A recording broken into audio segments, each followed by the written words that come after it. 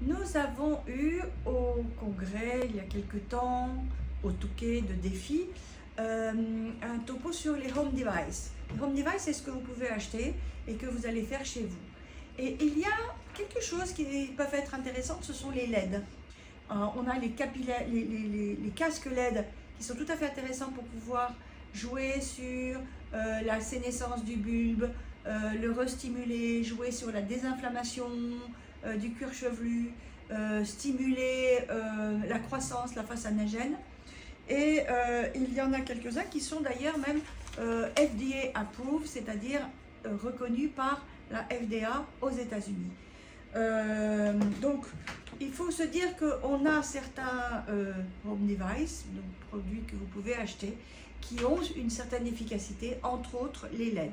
Alors, elles ne sont pas aussi puissantes et aussi efficaces que les nôtres, mais elles ont déjà une petite efficacité. Si vous avez une rosacée, si vous avez une chute de cheveux, si vous avez une peau qui s'inflamme facilement, vous pouvez avoir ce genre de soins. Mais même l'acné, parce que vous savez que la lumière bleue est anti-inflammatoire et antiseptique.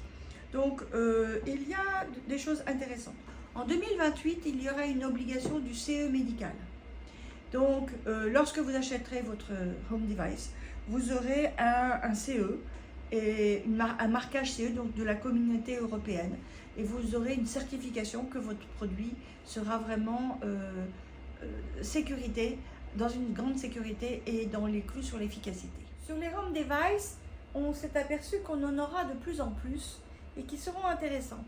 On aura probablement des home devices pour la mémoire, pour stimuler la mémoire chez soi. On aura des home devices peut-être pour stimuler la capacité respiratoire, vous faire des exercices et des choses comme ça. Sur la mobilité, vous aurez peut-être des home devices qui vous aideront dans la mobilité.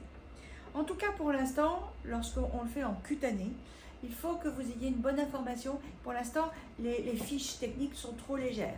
Il faut que vous sachiez que vous devez mettre absolument des coques pour protéger les yeux, que vous devez faire attention s'il n'y a pas de petits cancers cutanés déjà, qui sont en évolution. Donc vous devez avoir été chez votre médecin pour vérifier qu'il n'y ait pas de petites carcinomes ou de kératose actinique un peu avancés qui puissent bouger.